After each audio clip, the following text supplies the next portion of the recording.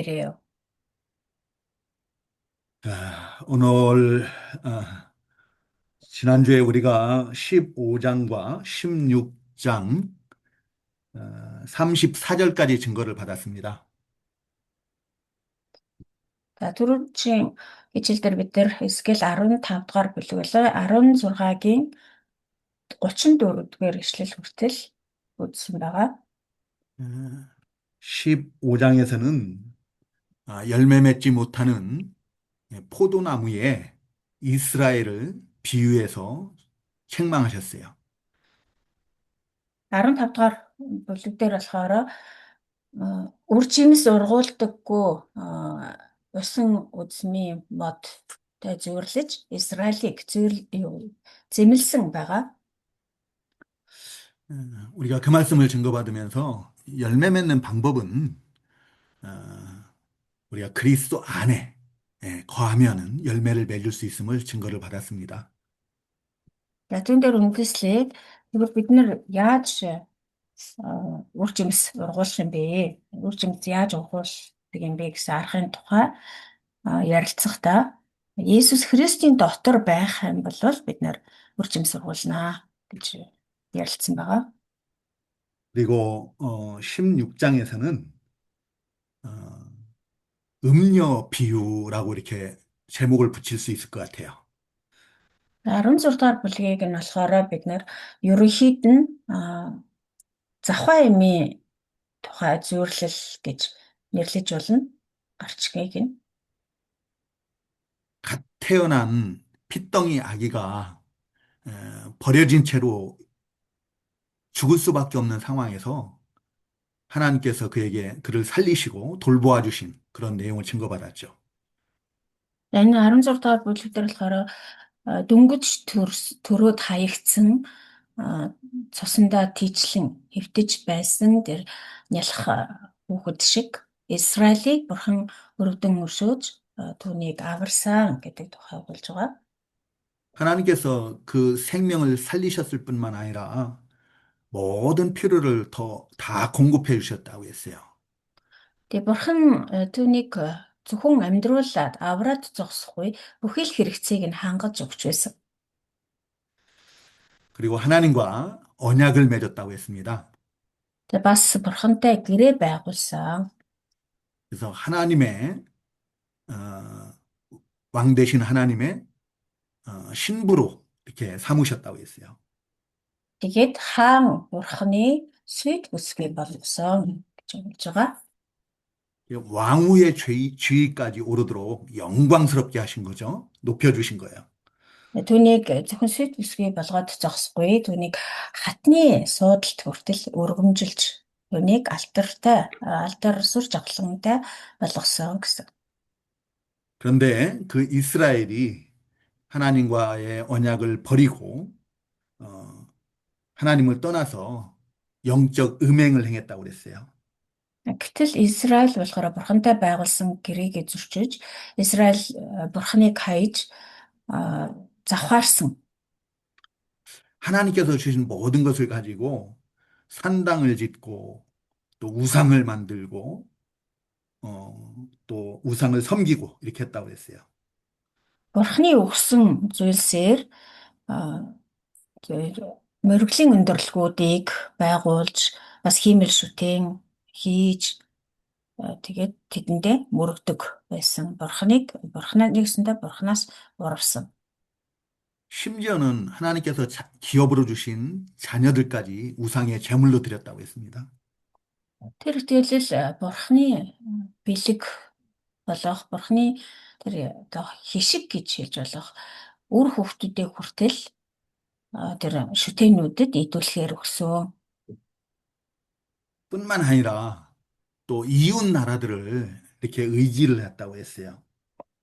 Бас түүгээр зогсохгүй хөрш зэрэгэлдээ улсуудаа итгэж найдаж туршилдаг болсон.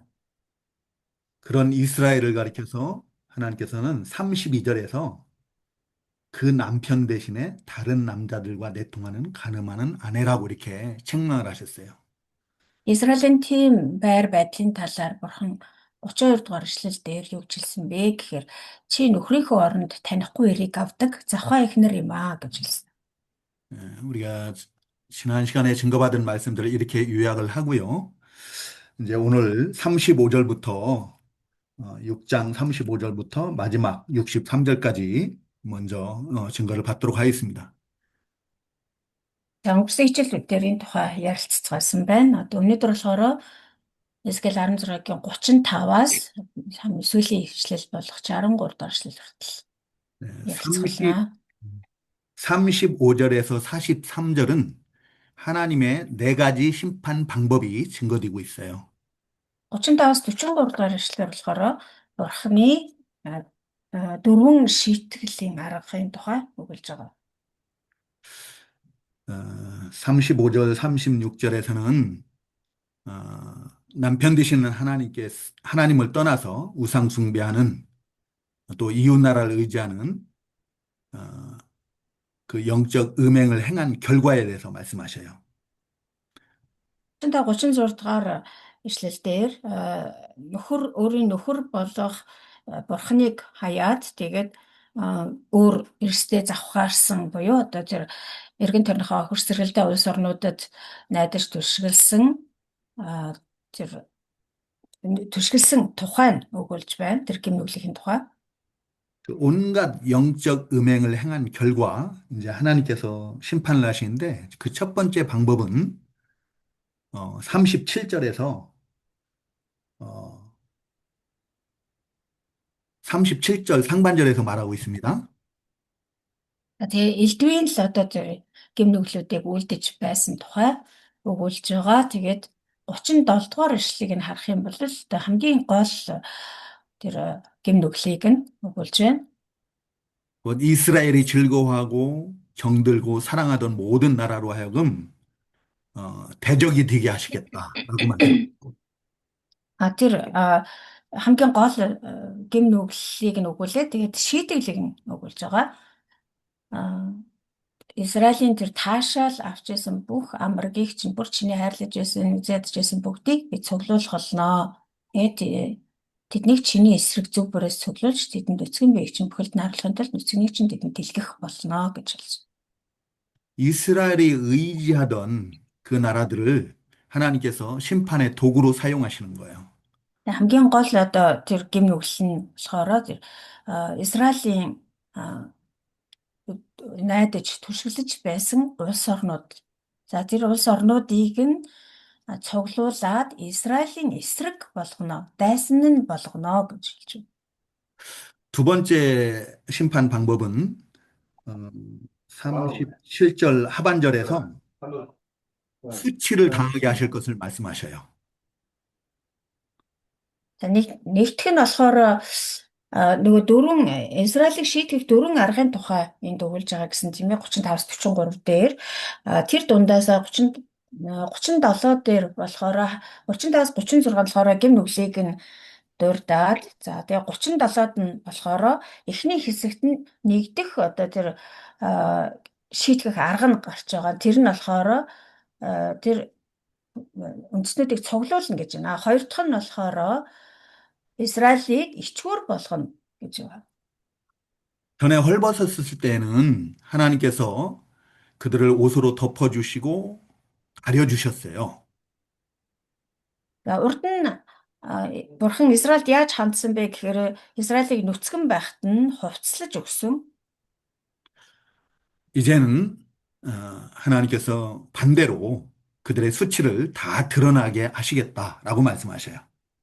Одоо болохоор Бурхан яг эсрэгээр нь тэдний бүх ичгүүрийг нь ил болгоно гэсэн байна. 그리고 38절에서는 이제 세 번째로 하나님의 심판으로 그들이 피를 흘릴 것을 말씀하십니다. 3 дугаарт нь 38 дугаар ишлэл дээр тэдний гимнүглийн улмаас цус урсгах, Бурхан цусыг нь урсгах болно гэсэн. 그들의 영적 음행에 대해서 돌로 쳐 죽이는 것처럼 심판하실 것을 말씀하셔요. завхаарсан гимнүгэл үлдэх юм бол чулуугаар шидэж алдаг байсан шиг Бурхан тэр сүнсний завхаарлыг үлдсэн Израилийн цусыг мөн урсгах болно гэсэн байна. 40절에 보면은 어, 무리를 데리고 와서 너를 돌로 치며 칼로 찌르며 그런 말이 있죠. 40-р эшлэлийг харах юм бол тэд олон түмнийг чиний эсрэг тойрхорч чамайг чулуугаар чулуудна гэж байна тийм ээ. 어, 그 구약 시대에는 간음해하는 여인들에 대해서 돌로 심판하는, 돌로 쳐 죽이는 그런 심판을 했던 시대거든요. Хуучин гэрээний үед бол тийм завхаарах садар самууныг үлдэх гэм нүглэлийг үлдэх юм бол чулуугаар шидэж алдаг ороодог байсан хуультай. 이웃 나라들을 통해서 돌로 치는 것처럼 하나님께서 심판하실 것을 말씀하시는 거예요.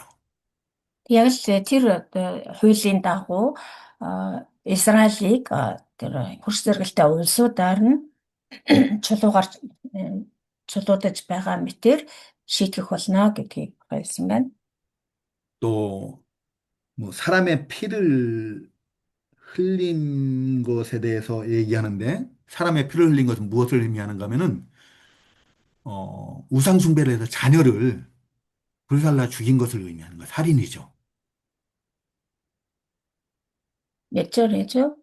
예, 그 38절 지금 말하고 있는 겁니다. За бас 38 дээр өөр хэлэнгийн бол харталтын цусыг авчирнаа гэж байна тийм ээ. Энэ одоо цусыг авчирнаа гэдэг нь болохоор одоо хин нэгний цусыг урсгах юм бол тэр цусыг эргээд толгой дээр нь авчирнаа гэдэг шүү дээ. Түүнийг хэлж байгаа энэ цус нь ямар цус вэ гэхээр бас нөгөө завхаарлыг 38-ны эхний хэсэгт завхаарлыг үйлдсэн эсвэл цус урсгасан эмийг шүүх мэт гэж хэлж байгаа. Энэ цус урсгасан гэдэг нь хэн нэгний цусыг одоо урсгасан гэм нүглийг үйлдсэн гэж байгаа. Энэ цусаар хэний цус вэ гэхээр нөгөө хүүхдүүдэд шүтэн өргөж исэн тэр гэм нүглийг нь өгүүлж байгаа. 그리고 네 번째로는 39절에서 이방인들의 손에 넘기겠다라고 말씀하셔요. За дөрөвдүгээр нөгөө шийтгэлийн арга нь болохоор 39-р эшлэлдэр харь үндэстнүүдийн гарт өгөх болно. 이스라엘이 의지했던 그 나라들을 대적이 되게 하시고 그들의 손에 넘기게 했다라고 말씀하시는 거예요. Израилийн нөгөө итгэж дагаж исэн найдаж түшиглэж байсан тэр харь үндэстнүүдийнх нь гарт Израилийг хавьж өгөх болно. 목사님, 그리고 예, 첫 번째 심판은, 예, 첫 번째는 대적이 되게 하시는 거예요. 네네. 대적이 네, 되게 하시는 거고 네, 여기서는 이방인의 손에 넘긴다. 네, 좀 더 네, 구체적인 것 같아요. 예. 네. Энэ болохоор нөгөө нэгдүгээр шийтгэх аргатайгаа жоохон аргаасаа арай илүү одоо юу дэлгэрүүлж тодорхой болгож өгсөн байгаа. Нэгдүгт нь бол нөгөө дайсан болгоно. Дайснуудыг нь Израиль эсрэг цуглуулнаа гэсэн шүү дээ тий. Одоо энэ дөрөвдүгээрх нь болохоор тэдний гарт бүр ингээд тушаад тэдний гарт өгнө гэж байна. 그래서 하나님께서 주신 모든 것들을 다 그들에게 빼앗길 것을 말씀하십니다. Тэгээ Бурхны Израильд өгсөн бүхнийг нь тэр харь үндэстнүүд дээрэмдэх болно. 그들을 통해서 하나님께서 이방인들을 통해서 그들을 돌로 치고 칼로 찌르고 불로 사르고 그렇게 하신다라고 말씀하셔요. 40절, 41절에서. 40-41 дөрвөлийг харах юм бол тэр харь үндэстнүүд Израильд юу хийх вэ гэдгийг нь өгүүлж байна. Чамайг чулуугаар чулуудан сэлмүүдээрээ чамайг тасчин гэр орныг чинь галтан шатааж олон юмсийн нүдэн дээр чамд шүүхийг гүйцэлдүүлнэ. 이렇게 하시는 이유는, 목적은 41절 하반절에 보면은 음행을 그치게 하기 위해서예요. За ингэж бурхан ингэж шийтгэж байгаагийн зорилго нь болохоор энэ 41-ийн төгсгөл хэсэг дээр хэлсэн байна. Би садар самууныг чинь зогсоож цаашид бичи бие үнэсний хөлс төлөхөө болно. Өөрөлдвөл тэр садар самуун тэр сүнсний завхаарлыг нь зогсоохын тулд бурхан ингэж шийтгэж байгаа хэрэг. 다시는 그러한 죄를 짓지 못하게 하시기 위함입니다. Дахиж цаашдаа тийм гэмнүгэл үйлдэхгүй болгохын тулд. 그리고 42절에 보면은 하나님께서 그렇게 치신 후에 하나님의 분노가 그치고 또 질투가 그칠 것을 말씀하셔요. 42 дээр болохоор ингэж шийтгсний тэгэхээр дараа бурхны уур хилэн номхорно гэж хэлж байна. 그래서 마음이 평안하여 다시는 노하지 않으실 것을 말씀하십니다. Тэр уур хилэн номхорч цаашид уурлахгүй тайтгарах болно гэсэн байна. 예, 5장 13절에서도 비슷한 말씀을 하셨어요. 5-ын 13 дээр ч гэсэн үүнтэй төстэй үгийг хэлсэн байгаа. 거기에 보면은 이와 같이 내 노가 다한즉 그들을 향한 분이 풀려서 내 마음이 가라앉으리라 라고 이렇게 말씀했는데요. 그 말씀과 거의 비슷한 말씀이에요. 5-13 дээр ийхүү уур минь гүйцэж би тэднэр хилэнгээ хангаж тайтгарах болно гэсэн. 하나님은 죄를 미워하시는 공의의 하나님이십니다. Бурхан бол гэм нүглийг үзэн яддаг зөв шударга бурхан. 그래서 그 죄를 하나님께서는 벌하셔요. Тийм учраас гэм нүгэл байх юм бол бурхан заавал шийтэгдэг. 근데 우리가 이 하나님께서 벌하시기 전에 죄를 깨닫고 하나님께로 돌이키면은 그 벌을 면할 수가 있죠.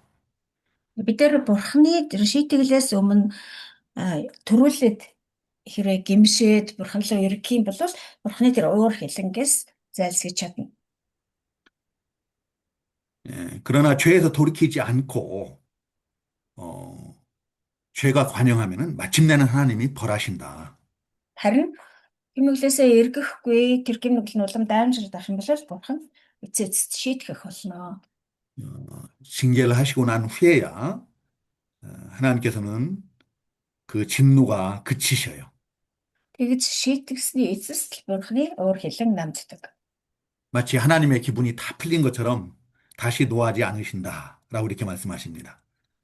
Тэгээд тэр уурлаж хилэгнэж байсан тэр байдал нь номхроод зогсоод тэгээд тайвшрах болно гэж нуурлсан. 예, 오늘날 우리들의 모습을 보면은 에스겔 시대 하나님의 백성들과 별반 다를 게 없어요. Өнөөдрийн бидний байр байдлыг харах юм бол Эзекиэлийн үеийн бурханы ард түмний тэр байр байдлаас ерөөсөө ялгарах юмгүй. 공의의 하나님의 심판을 받을 수밖에 없는 저희들입니다. Тэр шудраг бурханы шийтгэлийг хүртгээс өөр аргагүй болчиход байна бид нар. 그런데도 우리가 그 하나님의 심판, 징계를 받지 않고 있는 이유는 바로 우리 주님께서 그 우리의 죄를 대신 다 담당했기 때문이에요.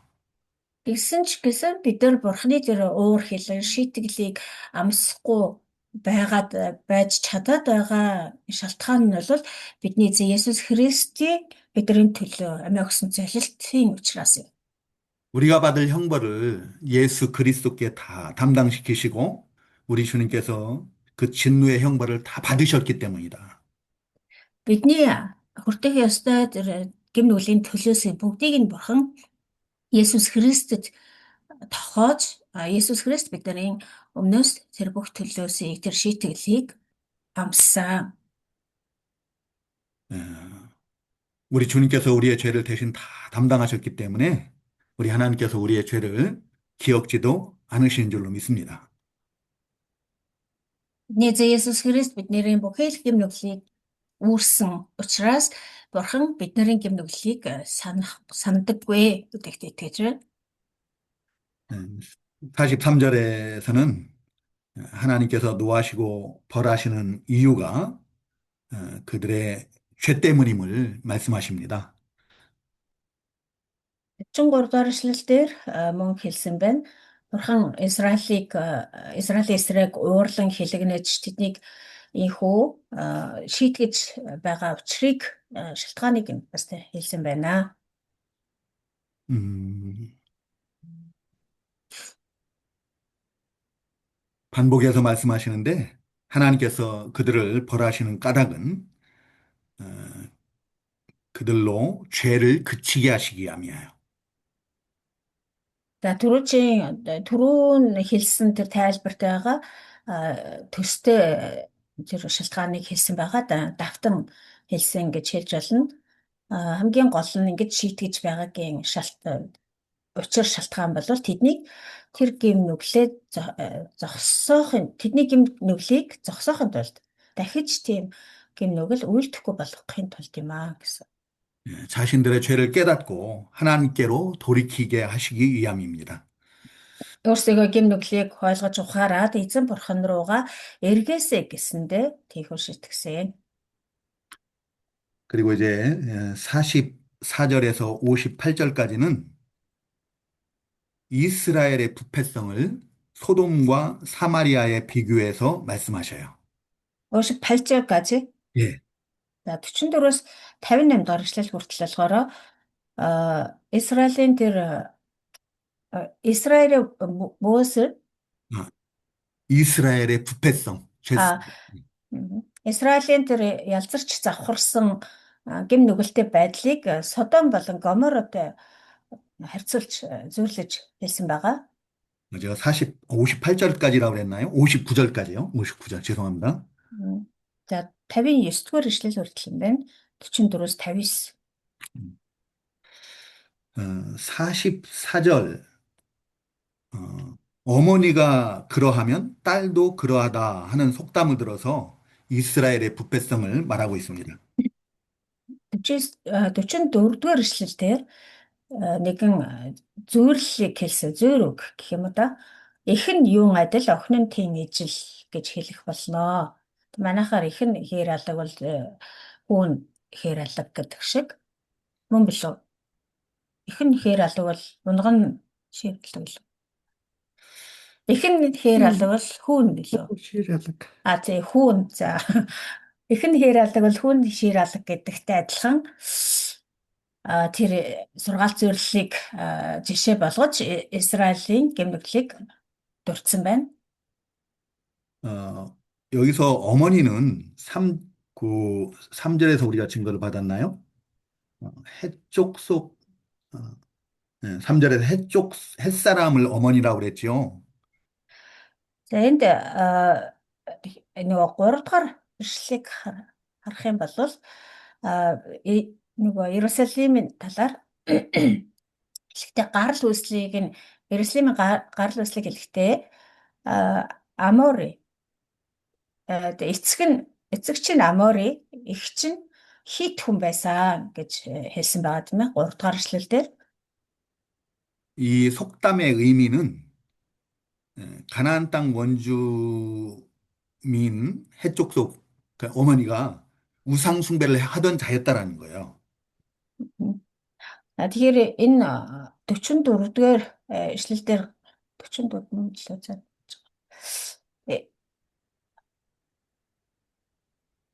44 дээр гарч байгаа энэ их нь юун адил охин нь тийм ижил гэж ингэж хэлсэн энэ зөвлөлийн учир нь болохоор их нь нөгөө хит хүн байсан тий сая 3 дахь ишлэл дээр гарсан шиг их нь хит хүн байсан гэдэг дээр одоо үндэслээд хэлж байгаа зөөр үг байгаа. Тэгэд яагаад ингэж хэлсэн бэ гэхээр их нь хит хүн өөрөөр хэлбэл Канааны 7 үндэстнүүдийн нэг эс гарал үүсэлтэй учраас тэр хитчүүдийн хийдэг шиг л юмыг хийдэг. 근데 гэсэн. 그 땅에 들어가 살게 된 이스라엘이 해쪽 속과 같이 우상 숭배를 했음을 말하는 거예요. Тэгэхээр нэг Канаанд руу орохороо та нар тэнд байгаа тэр бүх харь үндэс, долоон үндэстнийг нь тий бүгдийг нь устгаж хаяад хөөж явуулаарай гэж ингээ бурхан хийсэн. Одоо учир бас энд гарч байгаа. Тэгтэл одоо Израильчууд тэгж чадаагүй тэднээс ингээ заримыг нь үлдээч гисэн байдаг тийм ээ. Тэгээд тэгээд тэднийга дуурайгаа тэдний нөгөө шүтдэг байсан шүтэнийг дагаад одоо шүтдэг хурам шүтэнд мөрөгдөг болсон гэдгийг нь одоо ингэж зөвөрлөж хэлж байгаа. 하나님께서 어, 이스라엘 백성들에게 가나안 땅을 기업으로 주신 까닭은 하나님을 잘 섬기게 하시기 위함이거든요. Бурхан Израильчуудад тэр Канаан нутгийг өв болгож өгсөн шалтгаан нь бол тэр газар нутаг дээр эзэн бурхандаа үйлчилж амьдраасаа гэсэндээ өв болгож өгсөн байгаа. 그런데 그 땅에 살고 있는 사람들과 동화돼 가지고 우상 숭배를 했다라는 얘기예요. Гэтэл Израиль тэгэж чадаагүй тэр нутагт амьдарч байсан тэр уйгуул харь үндэстнүүдийнх нь замнаж тэдний шүтдэг байсан хурамчтайнуудыг одоо адилхан шүтдэг болсон. 또 45절에서는 너는 곧 예루살렘이 이스라엘이 남편과 자녀를 싫어하고 라고 이렇게 말해요. Тэгээд цааш нь 45 дугаар ишлэл Иерусалимыг хэлж байгаа нөхөр хүүхдээ жигсэн эхийн охин гэж. 그 남편과 자녀를 싫어하는 어머니의 딸이다 이렇게 얘기하는데요. 어, 예루살렘의 어미 해쪽 속이 남편을 싫어하고 우상 숭배하고 또 자녀를 싫어해서 자녀를 제물로 불살라 드리고 그랬다라는 얘기예요. За тэгэхээр Иерусалим чи бол нөхөр хүүхдээ жигсэн эхийн охинтой адилаа гэж харьцуулж зөөрлөж хэлээд байгаа тийм ээ. Тэгэхээр нөгөө Иерусалимийн тэр гарал үүслийг ярихдаа чиний эх чинь хит хүн байсан, эцэг чинь амур хүн байсан гэж хэлээд байгаа шүү дээ. Тэгээ тэр хит хүн болох хит үндэстэн болох тэр эх нь яадаг байсан бэ гэхээр нөхөр хүүхдээ жигсэн гэж байна. Энэ болохоор нөхрөө хаяж хүүхдээ тэр гал дундуур шүтээнд идүүлэхээр өгдөг байсан. Одоо хитчүүдийн тэр озер ёс заншлыг хэлж байгаа. 또 너는 그 남편과 자녀를 싫어한 형의 동생이다라고 이렇게 말씀하십니다. Цааш нь бас хэлэхдээ нөхөр хүүхдээ жигсэн эгч дүүсийн эгч дүүн чи мөн.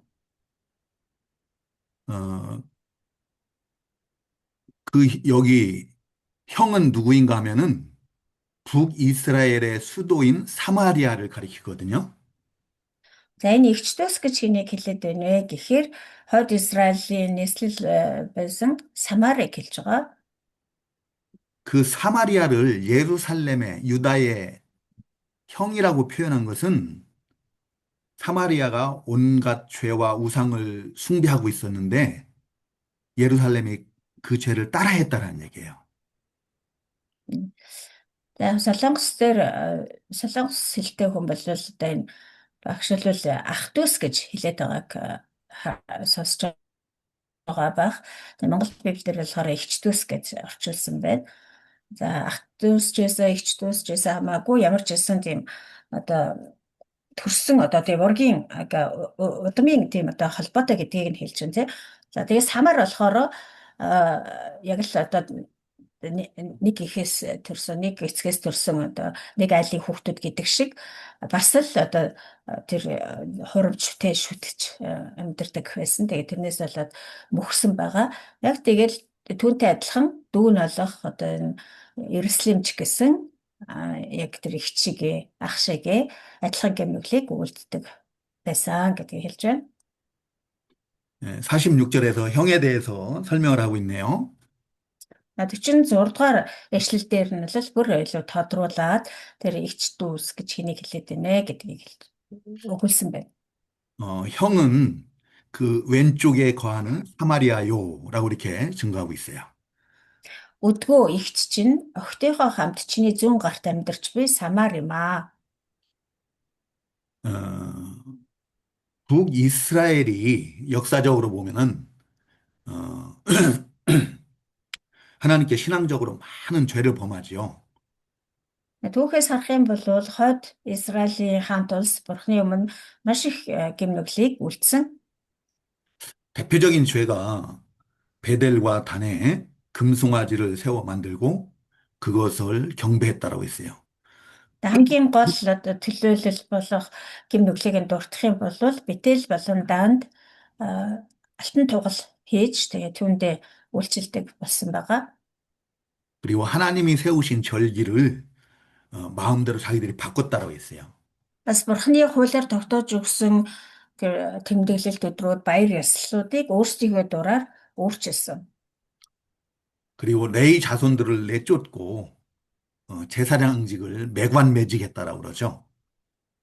За тэгээд Левигийн одоо хүүгүүдийг буюу левичүүдийг хөөж явуулаад оронд нь тэр тахилчийн байр суурь одоо тахилчийн одоо хэрэгэм зэргийг бол худалдаалдаг болсон байгаа. 이제 그러한 죄로 인하여서 유다보다 한 130년 정도를 먼저 하나님께서 멸망케 하셔요. За энэ мэдчлэн гэм нүглийнх нь улмаас өмнөд Юдагаас 130 гаруй жилийн өмнө Бурхан хойд Израилийг мөхөөсөн байгаа. 유다가 그 북이스라엘의 죄를 살피면서 깨닫고 돌이켜야 되는데 그러질 않아요. За тэгээ өмнөд Юда болохоор энэ хойд Израилийн энэ гэм нүгэл болон тэр мөхлийг нь хараад түүнээс сургамж аваад өөрсдийнхөө гэм нүглийг ухаарах ёстой байсан. Гэтэл тэгж чадаагүй. 예. 그리고 46절 하반절에 보면은 내 아우는 오른쪽에 거주하는 소돔이다라고 말씀하셔요. За цааш нь 46 дугаар эшлэлийн хоёр дахь өгүүлбэрийг нь харах юм бол охин дүүд чинь охтынхоо хамт чиний баруун гарт амьдарч буй Содом юм аа гэсэн юм. 소돔과 고모라는 하나님께서 그들의 악에 대해서 유황불로 심판한 그런 성읍입니다. Содом Гомора гэдэг хотууд бол бурхан тэр хотуудын одоо гэм нүглийнх нь улмаас хөхөрт галаар шийтгсэн. Бурханы тэр шийтгэлийг амссан хотууд байгаа. 그런데 47절에 보면은 이스라엘이, 예루살렘이 그들의 행위를 적게 여기고 더 부패했다라고 말씀하셔요. Яг гэтэл 47 дугаар эшлэгийг харах юм бол Израиль буюу одоо Иерусалим тэдний замыг дагаа зогсохгүй жигшэрүүдийн дагуу үйлцээ. Бүр тэднээс ч илүү гэр завхарсан гэж хэлж байна. 그리고 48절에서는 소돔보다 예루살렘이 더 악이 컸다라고 이렇게 말씀하셔요. Цааш нь 48 дугаар эшлэгийг харах юм бол Иерусалимийн гэм нүгэл нь Содомынхоос ч илүү байсан гэж байна. 소돔이 죄악으로 인하여서 하나님께서 유황불로 심판한 그런 성읍인데 그들보다 이스라엘 백성들이, 유다 백성들이 더 했다라는 거예요. Энэ Содом бол түрүү хэлсэнчлэн гэм нүгэл нь үнэхээр одоо дүүрээд хальж бэлгсэн учраас бурхан дээрэс нь хөхөрт гал асгаж шийтгсэн тэгээд мөсөн тийм хот байгаа. Гэтэл Израилийн гэм нүгэл нь Иерусалимийн гэм нүгэл нь тэр Содомынхоос ч илүү байсан гэж хэлж байна. 49절과 50절에서는 소돔의 죄악에 대해서 말씀하십니다. 40-с 50 дугаар эшлэлдэр болохоор Содомын гэм нүглийн талаар өгүүлсэн. 소돔 고모라 하면은 우리가 대표적으로 이게 생각나는 죄가 성적 타락이거든요. 동성애 같은 죄거든요. Тэгэхээр Содом Гоморагийн талаар ярихад хамгийн гол одоо тэр хотуудын хамгийн гол жигшүүртэй гэм нүгэл гэх юм бол тэр бэлгийн одоо гаж юу тачаал буюу одоо ижил хвэстнтэйгээ явуулдах гэмнүгэл байсан. 그런데 여기서는 하나님께서 소돔의 죄악을 두 가지를 말씀하셔요. Харин энд болохоор бурхан Содомын гэмнүглийн талаар өгүүлэхдээ хоёр зүйлийг дурдсан байна. 첫 번째는 교만함을 말씀하십니다. Нэгдүгээрт нь бардам зан, 그리고 두 번째는 풍족함과 태평함을 누리면서도 가난하고 궁핍한 자들을 도와주지 않았다라고 말씀하셔요. хоёрдугаарт нь болохоор элбэг дэлбэг хоол налгар тайван байдалтай байсан хэрнээ ядууст болон үгээгүйчүүдэд гараа сунгаагүй гэсэн байна.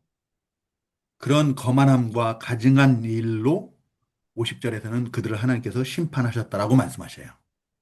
Тэгээд тэдний ийм бардам зан бас ийм жигшүүрт үлсийн төлөө бурхан тэднийг зайлуулсан гэж 50 дугаар эшлэлээр хэлсэн. 이 교만함이라는 것이 풍족함과 태평함, 여기에선 그것 때문에 교만해진 것 같아요. Тэгэхээр тэдний одоо Содом Гоморагийн тэр бардам зан нь хаанаас одоо эхлэлтэй үүсэлтэй юм бэ гэхээр энэ элбэг дэлбэг хоол налгар тайван байдал гэж хэлээд байгаа. Энэ одоо элбэг хангалуун налгар тайван байдлаас нь болсон юм шиг санагдаж байна. 창세기 13장 10절에 보면은 아브라함의 조카 롯이 보기에 그 땅이 소돔 고모라 땅이 물이 넉넉하여 여호와의 동산과 같았더라고 그래요. Эхлэл номын 13-ын 10 дугаар эшлэлийг харах юм бол Авраамийн одоо ач дүү Лот хараага өргөм тэр газрыг харахад эзний цэцэрлэг шиг байсан гэж хэлж байгаа. 근데 우리가 평안하고 풍부하고 뭐 부족함이 없으면은 보통 교만해지는 것 같아요. Тэр бид нэр ч гэсэн мөн адилхан ихэвчлэн одоо ийм налгаар тайван айдас төгшөөр байхгүй тэгээд дээрэс нь эдэж уух юм нь элбэг дэлбэг байх юм бол амархан ийм бардам болчихдог юм шиг байгаа. 그래서 신명기 8장 12절부터 14절에 이렇게 보면은 한번 좀 찾아볼까요? За Лэвит номын 8-ын 12-оос 14-ийг харах юм бол 신명기 8장 12절에서 14절.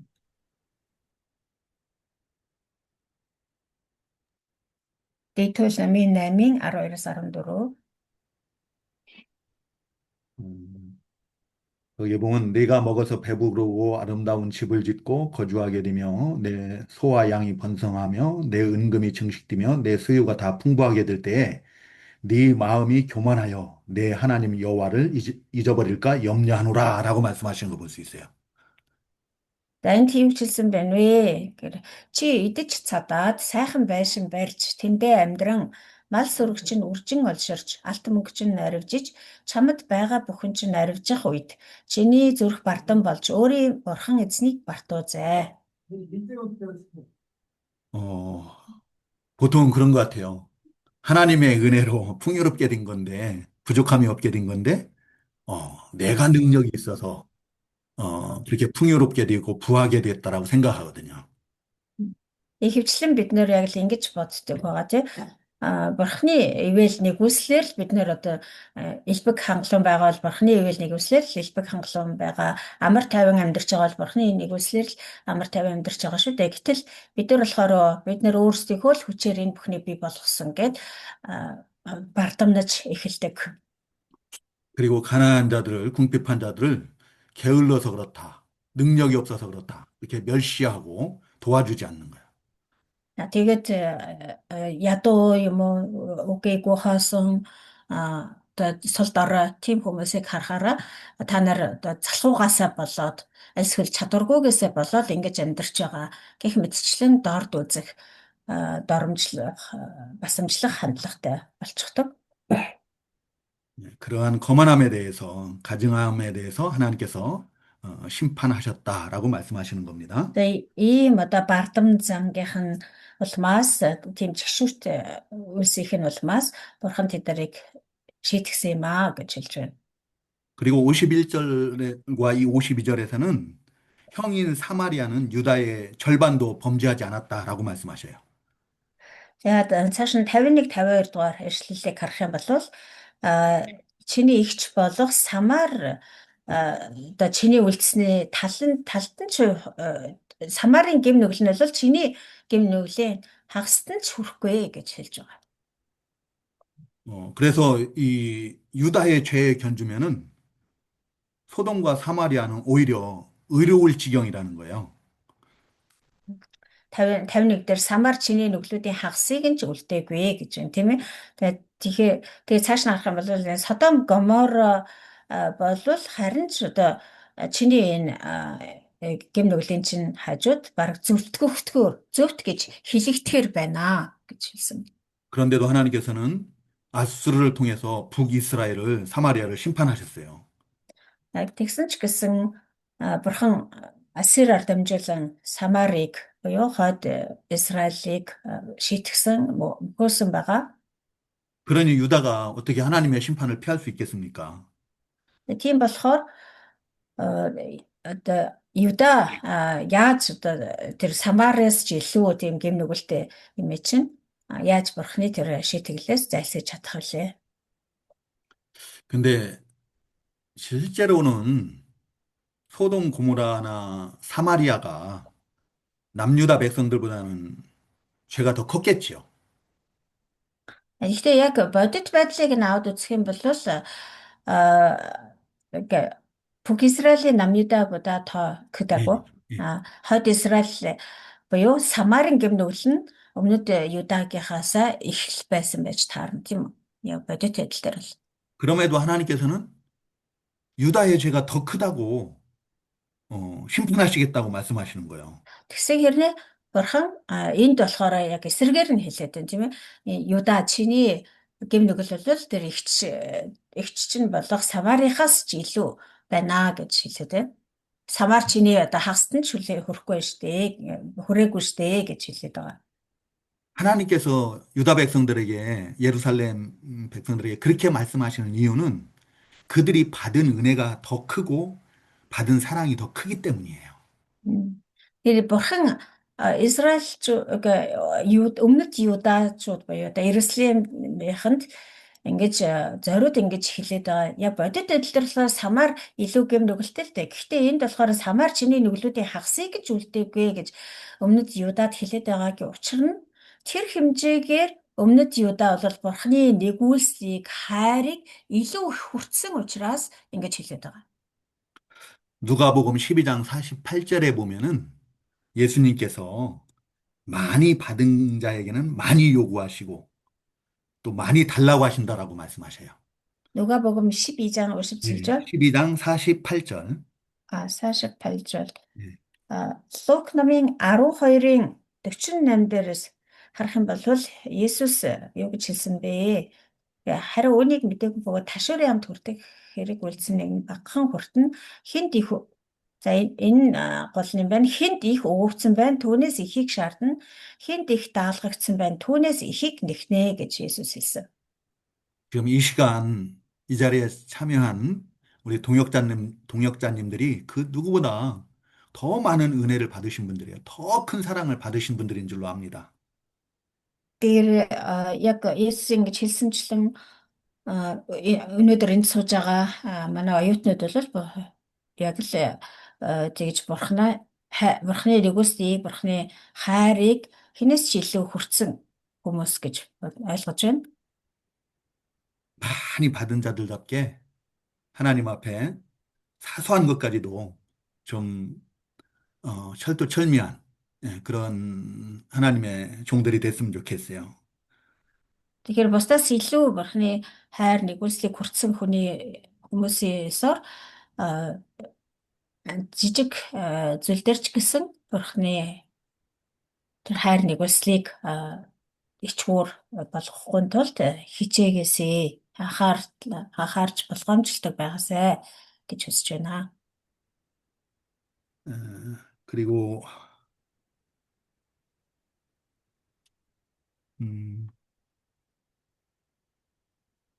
52절에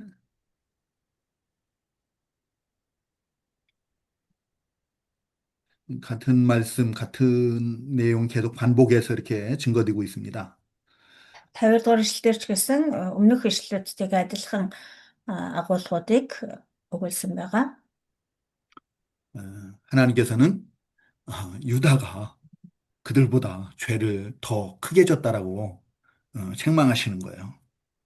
Бурхан Юдачуудыг л одоо тэднээс илүү чи гэм нүгэл үлдсэн байна гэж онцолж хэлээд байна.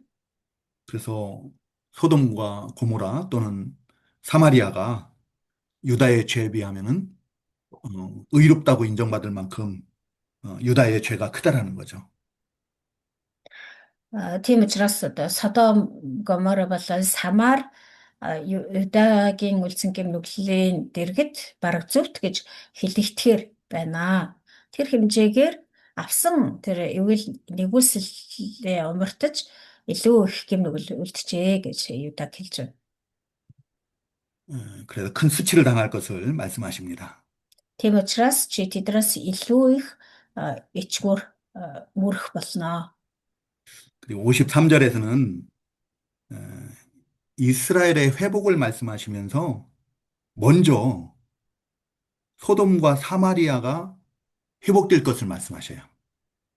За 53 дахь эшлэл дээр болохоор Израилийн тэр юу сэргэлтийн талаар өгүүлж байгаа. Гэхдээ тэрнээс өөрчлөлт Содом болон Самарын сэргэлтийг эхлээд өгүүлж байна.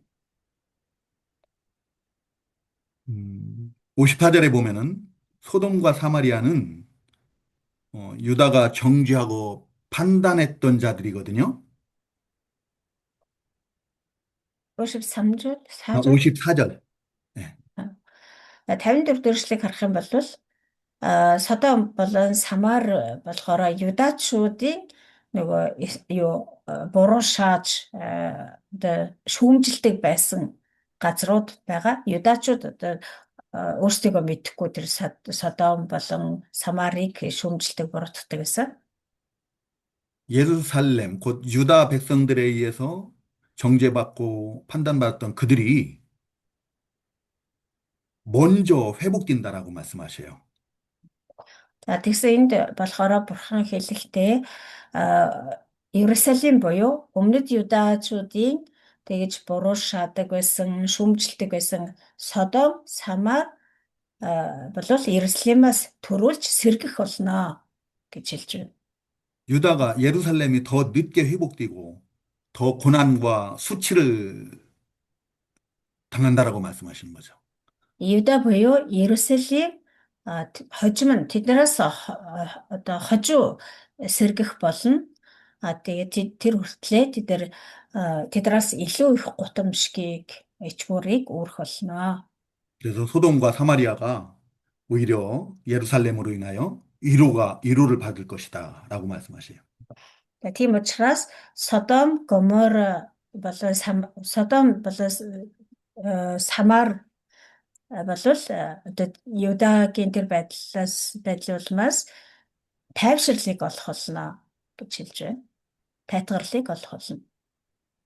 그리고 55절에서는 소돔과 사마리아가 유다와 함께 예루살렘과 함께 더불어서 회복될 것을 말씀하십니다. Цааш нь 50 дахь ишлэлдэр болохоор Содом болон Самар Юдатай хамт сэргэх болно. 유다가 하나님의 징계를 통해서 자신들의 죄를 깨닫고 하나님께로 돌이킬 때 이스라엘 백성들이 그 징벌의 기간이 끝나면은 이제 돌아오게 되거든요. 다시 가나안 땅으로 돌아오게 되는 회복되게 되는데 그때 그 주변 다른 나라 소돔이나 사마리아 또 이런 곳이 같이 회복될 것을 말씀하셔요. Тэгээд Содом болон Самар Израиль Юдатай хамт сэргэх болно. Урдынхаа газарт эргэж ирнэ гэж хэлж байна. 55 дээр энэ нь болохоор Израиль ард түмэн бурхны шийтгэлийг хүртснийхээ дараа гим нүглээ гимшээд ухаарад тэгээд эзэн рүүгээ буцаж ирэх болно. Тэднийг бурхан одоо гимшиж байгааг нь хараад өөрөх нь нутагт буюу Иерусалимд буцааж авчирнаа. Тэгээ ингэж Израиль сэргийх үед түүний эргэн тойрных нь үндэстнүүд, улсууд буюу одоо Содом, Самарч гэсэн тэдэнтэй хамт сэргэх болно гэдгийг хэлсэн байна. 이것이 택함 받은 하나님의 백성들의 역할인 거예요. Тэгээ энэ болвол ерөөсө Бурхны сонгогдсон ард түмний гүйцэтгэх ёстой үүрэг гэж хэлж болно. 내가 하나님과의 관계가 회복됨으로 말미암아서 내 주변 사람들도 함께 하나님을 알지 못하던 들도 하나님께로 돌이키게 되는 거예요. Хэрвээ би Бурхан руугаа эргэж Бурхантай харилцах харилцаа маань сэргэх юм бол миний эргэн тойронд байгаа хүмүүсийн Бурхантай харилцах харилцаа гэсэн хамт сэргэж байдаг. 그리고 이제 56절에서는 예루살렘이 교만하던 때, 곧 부강하고 평안하고 모든 나라의 부러움을 사던 그때에, 그때는 소돔이 그들에게는 뭐 화제거리 자체도 안 됐다라는 얘기예요. 56 дугаар ишлэгийг харах юм бол бардамлын чинь өдөрт чиний охин дүү Содомын нэр уруулаас чинь дурсагдаагүйтэй адил. За энэ юу хэлж байна гэхээр бардамлын өдрүүд гэдэг нь болохоор Иерусалимийн одоо тэр сүр жавхлантай тэр алдартай байсан өдрүүдийг хэлж байгаа. Элбэг хангалуун, улс орнуудын дунд нэр хүндтэй, баян чинэлэг, амар тайван байсан тэр өдрүүдийг нь одоо бусад бүх улс орнуудын одоо юу атаархлыг хөдөлгөжүүлсэн тэр өдрүүдийг тэр цаг үеийг нь хэлж байна. За тийм тэр үедээ Израильчууд яадаг гэсэн бэ гэхээр тэр Содомын нэрийг ерөөсө дурддаггүй. Одоо Содомыг одоо тэр хэмжээнд ерөөсө тооддоггүй, басамжилдаг байсан гэсэн үг. 57절에서는 그들의 죄가 드러나기 전에 곧 주변국 아람이나 블레셋 같은 이방 나라에 의해서 능욕을 받고 멸시를 당하기 전에는 소돔이 화제거리조차도 되지 않았다라고 말씀하시는 거예요. За мөн 57 дугаар эшлэл дээр ч гэсэн үнтэй адилхан энэ одоо үргэлжлэл нь явж байна. Энэ нь хилэнцэд явдал чинь дэлгэгдэхээс өмнө өөрөөр хэлбэл одоо Иерусалимийн тэр жигшүүрттэй гэмнүгэл нь олонд мэдэгдэж дэлгэгдэхээс өмнө гэсэн үг. Одоо чи Едомын охид ба түүний эргэн тойронд дах бүхний чамайг тойрон зэвүүцэх филистичүүдийн охидын тохуу болж байна гэж. Тэгээ ингэж одоо бусдын доог тохуу болж хамаг бузар булай гэмнүгэл нь тэр харь үндэстнүүдэд өмнө дэлгэхдээс өмнө болвол та нар чи болвол тэр Содомын нэрийг дурддагчгүй байсан. Тийм бардам байсан гэсэн үг. 그러니까 이스라엘이 나라가 범죄로 인해서 남과 북으로 나뉘어지고 약해지기 전에는 다른 나라가 감히 뭐 능욕하고 할 수가 없었지요. Израиль гэдэг үндэстэн гэм нүглийн улмаас хоёр хаанчлал болж хаант улс болж хуваагдсан байгаа. Тэгээд тийхээс өмнө буюу одоо жинхэнэ одоо хүчтэй байсан, нэгдмэл байсан, цог жавхлангаа, сүр жавхлангаа гайхуулдаг байсан тэр үедээ алтан үедээ болвол ингэж харь үндэстнүүдийг бол басамжилж нэрийг нь ч бүр дурддаггүй тийм бардам байсан гэдгийг хэлж байна. 근데 이제 죄로 인해서 남과 북이 갈라지고 약해지고 난 다음부터 그 주변국들로부터 능욕을 당하는 거예요. Харин гэмнүглээс болж ингэж хойд болон өмнөд хаант улс болж хуваагдсанаас хойш бол эргэн тойрныхоо улс үндэстнүүдийн зэвүүцэл, жигшил, доог тохуу болж эхэлсэн. 58절에서는 너희들 죄 때문이다 그것이 라고 이렇게 말씀하시는 거죠. 58 дугаар эшлэлдэр энэ бүхэн бол чиний бузар булай тэр гэмнүгэл жигшүүрээс болсон юм аа. 그리고 59절에서는 그들이 하나님과 맺은 그 맹세, 언약, 그것을 멸시하고 배반함으로 인해서 하나님께서 행한 대로 갚아주신다라고 이렇게 말씀하셔요. 59 дугаар эшлэлдэр Бурхан хэлж байна. Би бас чиний үлдсэнчлэн чамд үлднэ. Чи гэрээг зөрчснөөрөө тангарагыг жигшсэн. Бурхантай байгуулсан гэрээгээ зөрчиж тэр гим нүглийг үлдсэн хурамчтай шүтсэн сүнсний захварлыг үйлдсэн учраас одоо би чамд яг тэр түүний чинь дагуу эргүүлэн үлдэх болно гэж Бурхан. 우리 시간이 많이 이렇게 지났는데요. 좀 10분까지, 12시 10분까지 쉬었다가 이어서 하도록 하겠습니다. 잠깐 쉬겠습니다. За 10 минут завсарлаад тэргээд уулзцгаая. Үргэлжлүүлээ. 자, 이 59절에 보면은, 이스라엘이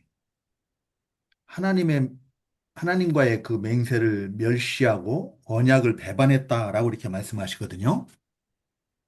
59 дугаар эшлэлдээ Израилийг гэрээгээ зөрчиж тангарагыг жигшсэн гэж хэлсэн байгаа. 이 언약이 무엇을 말하는가 하면은 출애굽기 19장 5절 6절의 언약이에요. 한번 출애 찾아보시기 바랍니다. 출애굽기 15장 예, 19장. 19장 예, 5절 6절. 5절 6절. 예. За энэ гэрээ тангараг гэж одоо юу хэлж байгаа вэ гэхээр Гитлэл номын 19-ийн 5-аас 6 дугаар эшлэлдэр өгүүлсэн байгаа. За энэ гэлээ 자, алаад уншнаа. 19-ийн 5-аас 6. 출애굽기 19장 5절 6절에 보면 제가 한번 읽어보겠습니다. 예. 세계가 다 내게 속하였나니 너희가 내 말을 잘 듣고 내 언약을 지키면 너희는 모든 민족 중에서 내 소유가 되겠고 너희가 내게 대하여 제사장 나라가 되며 거룩한 백성이 되리라. 너는 이 말을 이스라엘 자손에게 전할지니라. 라고 이렇게 하나님께서 모세를 통해서 명령하시는 거예요. За бурхан Мосегоор дамжуулан энд тушаасан байгаа. 19-ийн Гитлэл 19-ийн 5-аас 6 хэрэв та нар одоо миний үг дууг дуулууртай дагаж миний гэрээг сахих аваас та нар бүх ард түмний дундах миний үнэт өмч байх болно. Учир нь бүх дэлхий минийх. Та нар надад тахилчдын хаант улс ариун үндэстэн болох болно. Энэ үгсийг чи Израилийн хүүхүүдэд хэл гэв. 그 말씀을 모세를 통해서 들은 이스라엘 백성들이 8절에 보면은 백성이 일제히 응답하여 이르되 여호와께서 명령하신 대로 우리가 다 행하리이다. 라고 이렇게 대답을 하는 걸 볼 수 있어요. 맹세하는 걸 볼 수가 있어요. За тэгээ Мосе энэ бүхнийг ард түмэнд сонсгооч эзний тушаасан бүхнийг тэдэнд хэлсэн. За энийг сонсоод 8 дугаар эшлэл дээр нь Гитлэл 19-ийн 8 дээр ард түмэн яаж хүлээж авсан бэ гэхээр бүх ард түмэн нийтээрээ эзний айлдсан бүхнийг бид биелүүлнэ гэцгээв. Мосе ард түмний үгийг эзэнд дамжуулваа гэсэн. 근데 그 맹세로 맺은 언약을 하나님의 백성들이 멸시하고 배반했다라는 거예요. Гэтэл ингэж одоо амдгаа тангараг өргөж гэрээ байгуулсан гэхэрнээ түүнийг зөрчиж тангарага жигшсэн гэж энд хэлсэн байна. 그래서 그들이 행한 대로 하나님께서는 행하시겠다, 벌하시겠다라고 말씀하시는 거예요.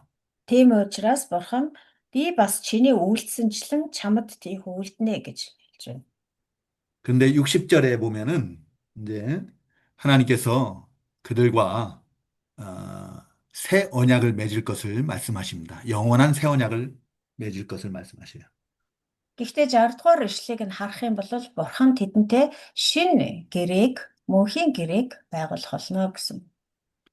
앞에서 말씀드린 것처럼 하나님의 백성들은 하나님과의 그 언약을 다 잊어버리고 하나님을 버리고 하나님을 떠났어요. 그 언약을 깨트려 버렸어요. Түрүүн хэлсэнчлэн бурхны ард түмэн бурхантай байгуулсан гэрээг зөрчиж хандгаа тангаргаасаа няцаж бурхныг хайсан. 그렇지만 하나님은 잊지 않으셨고요. 기억하고 계셔요. Харин бурхан ерөөсөө мартаагүй сансаар байгаа.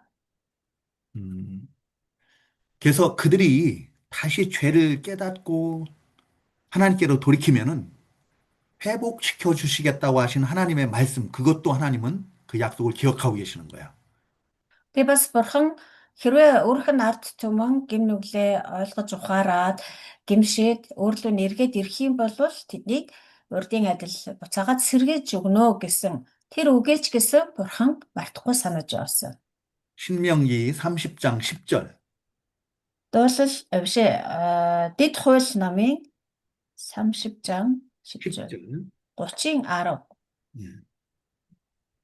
중간부터 제가 읽겠습니다. 네 마음을 다하며 뜻을 다하여 여호와 내 하나님께 돌아오면 내 하나님 여호와께서 네 손으로 하는 모든 일과 네 몸의 소생과 내 가축의 새끼와 내 토지의 소산을 많게 하시고 내게 복을 주시되 곧 여호와께서 내 조상들을 기뻐하신 것 같이 너를 다시 기뻐하사 내게 복을 주시리라 라고 하신 그 약속을 하나님은 잊지 않고 계시다는 거예요. 8절부터 읽으셨어요? 몇 절부터 읽으셨어요? 아까 10절이라고 하시고 예, 10절. 예. 신명기 30장 10절. 그러니까 자, 하나님께서 옛 언약 전에 19장에서 맺은 언약도 기억하고 계시지만 그 언약을 버린 이스라엘 백성들은 이제 벌하시잖아요. 벌하시고 난 다음에 그들이 회개하고 돌이키면은 하나님께서 복 주시겠다라고 하신 그 약속도 하나님은 기억하고 계신다라는 거예요. м. За 10 дугаар дэд хууль 30-ийн 10 дугаар ишлэл байгаа. За хэрв та нар энэ хуулийн номд бичигдсэн түүний тушаал зарилгуудыг сахин мөрдөхөөр эзэн бурхныхаа дуу хоолойг дуулууртай дагаж бүх зүрх бүх сэтгэлээрээ эзэн бурхандаа эргвэл ийм байх болно гэж байна. Ийм байх болно гэдэг нь болохоор энэ 9-р ишлэл дээр нь гарч байгаа.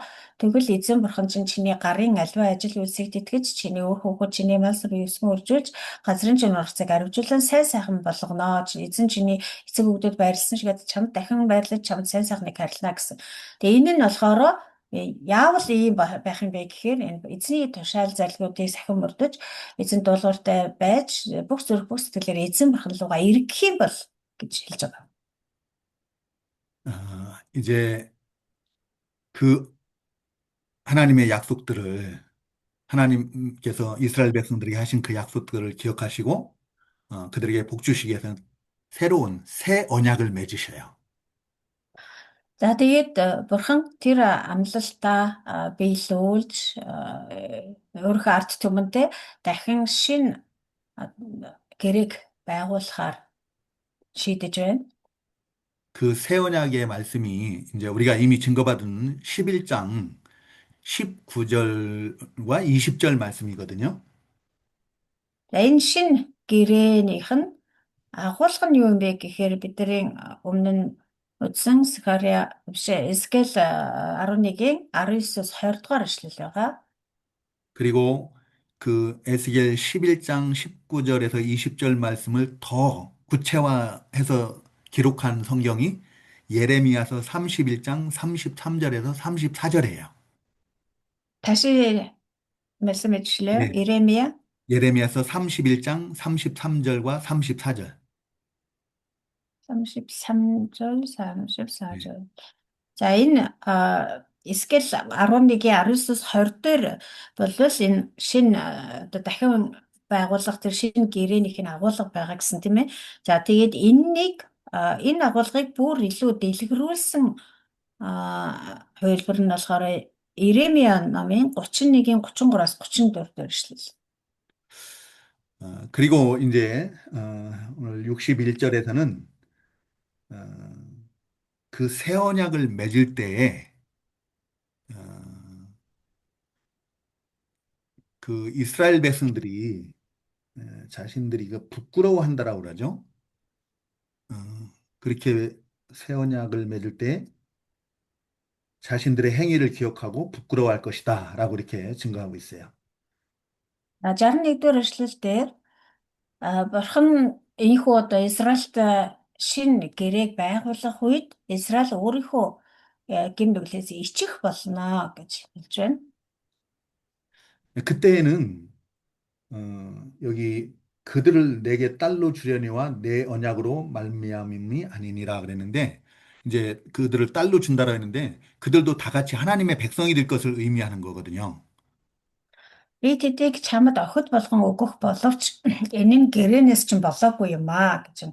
Тэгээ тэднийг чамд охид болгон өгнө гэдэг нь болохоор нөгөө харь үндэснүүд те тэдэнтэй хамт а, одоо сэргэлтийг үзэх тэр хөрс сэргэлтэй улс үндэснүүдийг нь хэлж байна. Тэгэд энэ нь болохоор одоо тэр охид болгон өгнө гэдэг нь болохоор ингэж одоо тэднийг бас сэргээж өгнө гэдгийг гэсэн утгатай.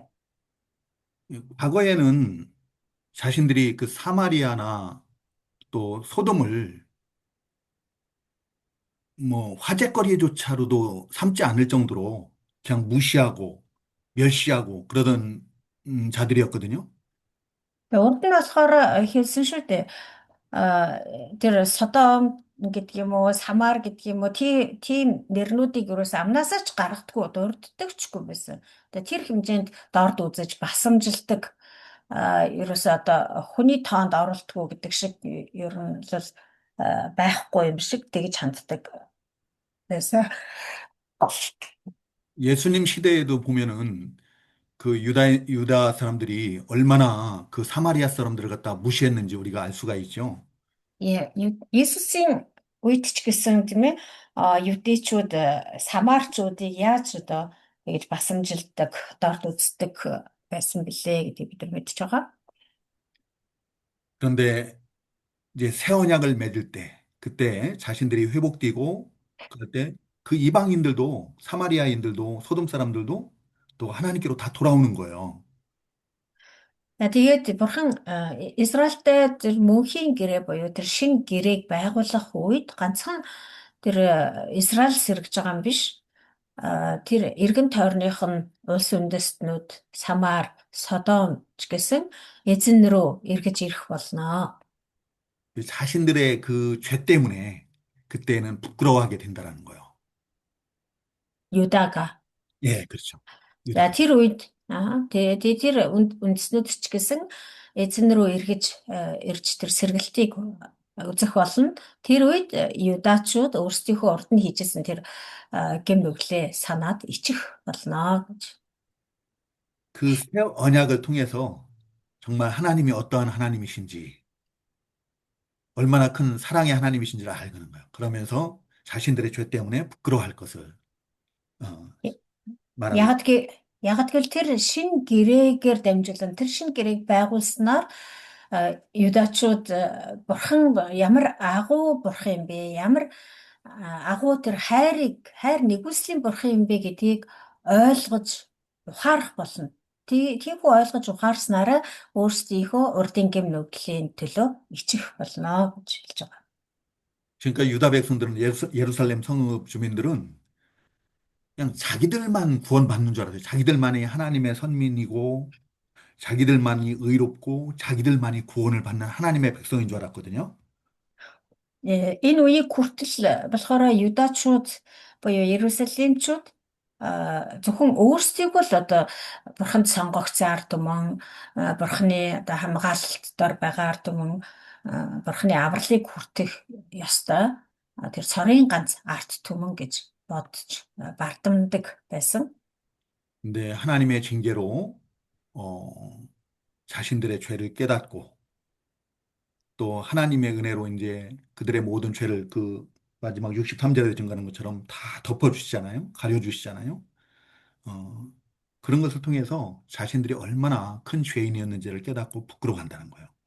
Харин одоо тэр бардам зангийнхаа улмаас бурхны тэр шийтгэлийг хүртсэн байгаа. Тэгээд тэгж шийтгүүлж байж л нэг юм сайн нэг юм өөрсдийнхөө тэр гэм нүглийг тий ямар одоо гутамшигтай гэм нүгэл үлдсэн ямар одоо ичгүүргүй тийм бардам байсан бэ гэдгийг ойлгоод ухаарад тэгээд бас 63 дугаар эшлэлдэр өгүүлсэнчлэн бурхан тэдний гэм нүглийг ямар их уучлж тэдний тэр гутамшгийг нь ямар их халахалж далталж өгсөн бэ гэдгийг ойлгоод ухаарахын цагт өөрсдийнхөө тэр гэм нүглээс ичиж байгаамаа. 63절에 보면은 하나님께서 새 언약을 맺는 이유를 말씀하시는 것 같아요.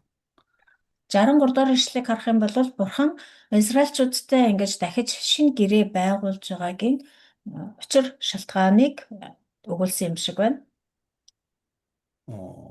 왜 새 언약을 맺는가 하면은 그들이 행한 모든 일을 용서한 후에 네가 기억하고 놀라고 부끄러워서 다시는 입을 열지 못하게 하려 함이라 라고 말씀하셔요. Яагаад энэ шинэ гэрээг байгуулж байгаа вэ гэхээр тэд нэр дахин санаж ичиж гутамшгаасаа болж дахин хизээж амаа нээхгүй байхын тулд юм гэж байна. 어, 그동안은 자신들이 의로운 줄 알았거든요. Өнгөрсөн хугацаанд л өөрсдийгөө л их зөвхт хүмүүс гэж бодож байсан. 자신들만이 깨끗한 하나님의 백성인 줄 알았어요. Өөрсдөө л нэг сайхан цэвэр ариун Бурхны ард түмэн гэж бодож байсан. 근데 하나님께서 징계를 통해서 그들을 벌하시고 그들의 죄를 깨닫게 하시고 그 죄를 다 용서해 주신 거예요. Гэтэл Бурхан тэднийг тэр гэм нүглийнхэн төлөө шийтгсэн, тэгээд гэм нүглийг нь тэдэнд ойлгуулж ухааруулсан, тэгсний эцэст буцаагаад сэргээж өгсөн. 그리고 새 언약을 통해서 이방까지도 다 하나님께로 돌아오게 하시는 거죠. Тэгээд тэдэнтэй дахин шинэ гэрээг байгуулсан. Тэр шинэ гэрээний ачаар бусад улс үндэстнүүдийг ч гэсэн дахин 자신, буцааж сэргээж өгсөн. 자신들의 죄뿐만 아니라 이방인들까지도 다 용서하시고 덮어주시는 하나님의 놀라운 사랑 앞에 자신들이 부끄러워하는 거예요. Зөвхөн өөрсдийнх нь гэм нүгэлт төдийгүй харь үндэстнүүдийн ч гэсэн гэм нүглийг өршөөж уучлж халахалж хучиж өгч байгаа тэр Бурхны агуу их хайр нэгүслийн өмнө тэд нэр өөрсдийнхөө тэр гэм нүглээс ичсэн байгаа. 오늘날 우리들도 우리가 하나님의 은혜로 예수 믿고 구원을 받았어요. Өнөөдөр ч гэсэн та бид нар мөн ялгаагүй Бурхны тэр агуу их хайр нэгүслийн улмаас аврагдсан. 어, 우리가 죄 사함 받고 의롭다 인침을 받았습니다. Бид тэр гэм нүглээ уучлуулж зөвхт хүмүүс гэж тооцогдох болсон. 그리고 하나님과의 관계가 회복되고 하나님의 자녀가 되었어요. Бурхантай харилцаа маань сэргээж бид нар Бурхны хүүхдүүд болсон. 그렇지만 우리가 내세울 것은 아무것도 없어요. 자랑할 거 아무것도 없습니다. Тэглээгээд бидний зүгээс гайхуулах, бахархах, сайрхах юм юу ч байхгүй. 우리의 의나 우리의 공로 때문에 우리가 하나님의 자녀가 된 거 아니에요. Бид нар зөвхт байсан учраас, бид нар гавьяа байгуулсан учраас Бурхны хүүхдүүд болсон юм биш ээ. 오직 하나님의 은혜일 뿐이에요. Энэ бол ерөөсөө л Бурхны нэгүсэл юм. 예, 오늘날 우리가 하나님의 은혜를 입은 자들이라면은 오직 내가 하나님 앞에 얼마나 큰 죄인인가를 깨닫고 그것을 하나님 앞에 고백할 뿐이지 자랑할 것은 없다. Тэрээ бид нэр үнэхээр л Бурхны нэгүслийг хүртсэн хүмүүс мөн л бол өнөөдөр бид нар юу хийж чадахыг л Бурхны өмнө ямар их гэм нүгэлтэй хүн бэ гэдгийг ойлгож ухаарч тэгээд гимшгэл явдал юм. 바울 사도의 고백처럼 나의 나 된 것은 다 하나님의 은혜인 줄 믿으시기 바랍니다. Илч Паулийн өчсөн шиг миний өнөөдрийн би байгаа нь бол бүгд Бурхны нэгүсэл юм гэж хэлсэнчлэн бид нар ч гэсэн тийх өчтөг байх ёстой. 그리고 17장을 좀 공부를 더 하도록 하겠습니다. За цааш нь 17 시간이 дугаар 길은데, 예. 17 дугаар бүлгээр оръё. 17장은 이제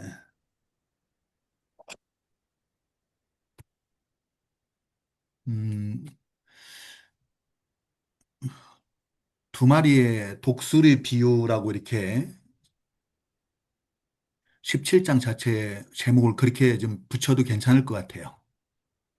17 дугаар бүлгийн ерөнхий гарчгийг нь хоёр бүрэгдийн тухай сургалзуулал гэж хэлж болно. 15장에서는 포도나무 비유로 이스라엘의 죄를 말씀하셨고요. 15 дугаар бүлэг дээр болохоор усан үсмийн модны тухай сургаалт зөвлөлөөр дамжуулж Израилийн гим нүглийн тухай өгүүлсэн байгаа. 16장에서는 이스라엘, 예루살렘을 음녀로 비유해서 이렇게 또 그 죄를 책망하셨어요. 16 дугаар бүлэг дээр болохоор завхай эмийн зөвлөлөөр дамжуулж Израилийн гим нүглийг зэмлсэн. 그리고 이제 17장에서는 두 마리의 독수리 비유로 이스라엘의 죄를 또 책망하고 계세요. харин одоо 17 дугаар бүлэг дээр болохоор хоёр бүргэдийн тухай сургаалт зөвлөлөөр дамжуулан Израилийн гим нүглийг зэмлэж байна. 먼저 1절부터 6절까지는 바벨론의 2차 침공을 비유로 묘사하고 있는 거예요. 1-ээс 6 дугаар ишлэл хүртэл болохоор энэ сургаалт зөвлөлөөр дамжуулан Вавилоны 2 дахь довтлогоог өгүүлж байгаа. 그리고 7절에서 10절은 애국과 동맹 맺은 것을 비유로 또 표현하고 있습니다. 2차 침공 гэж. 네, 2차 침공 앞에서 네. 말씀. 7절에서 7절에서 10절은 애국과 동맹 맺은 것을 비유로 말씀하신 거예요. дараа нь 7-аас 10 дугаар ишлэлдэр болохоор Египттэй холбоотон болсон тухай нь өгүүлж байна.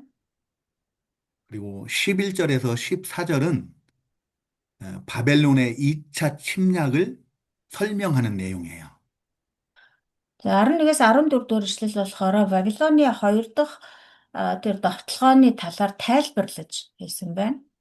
여기까지 이렇게 이 정도로 이렇게 요약을 하고 이렇게 좀 설명을 한 절 한 절 말씀을 드리겠습니다. За цааш нь бүгдээ нэг үргэлжлэн дэлгэрүүлээд үзээд явъя. 1, 2절에 보면 하나님께서 에스겔 선지자에게 비유로 이스라엘에 대해서 예언하라고 말씀하십니다. 1, 2 дугаар ишлэгийг харах юм бол эзэн бурхан Эзекиэлд хамдан Израилийн гэрт таавар таалгаж сургаалт зөвлөлөөр ийхүү өгүүлээ гэж хэлсэн байна.